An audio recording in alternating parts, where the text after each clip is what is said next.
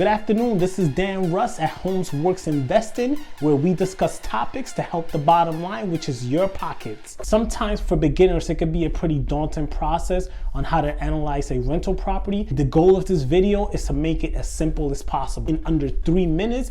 Now let's get right into it. And if you like what you see, please make sure you subscribe to the channel. New videos are released every week. Cash flow is the difference between your income and your expenses.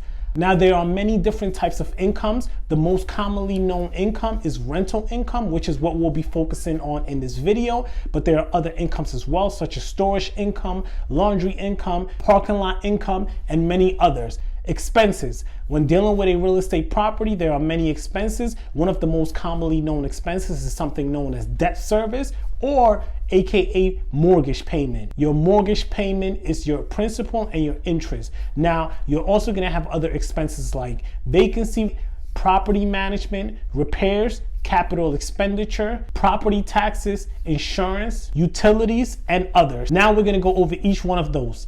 Property taxes is what you have to satisfy in order for you to own your property to obviously the state or federal government.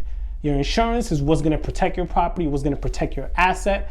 God forbid anything happens, your property goes on flames, it gets robbed or anything like that, you need insurance to cover unfortunate event. Repairs, anything that comes up with the property. Say you have to fix a kitchen, say you have to fix a leaky faucet, say you have to fix a bathroom, say you have to fix a doorknob, that's considered repairs. Utilities, what you pay to upkeep this property, whether it's water payment, electric payment, gas payment, these are all under utilities. Capital expenditure are large purchases that you have to make for your property, such as a refrigerator, a stove, a gas range, such as a roof repair. Property management, who's gonna take care of that property, who's gonna undertake that property, who's gonna deal with the tenants, who's gonna deal with the repairs. And oftentimes, in many cases, you can outsource these services, get an external property manager to manage your property, or you can undertake that service yourself. In either case, whether you manage it yourself or whether you outsource this, it's always important to have that money set aside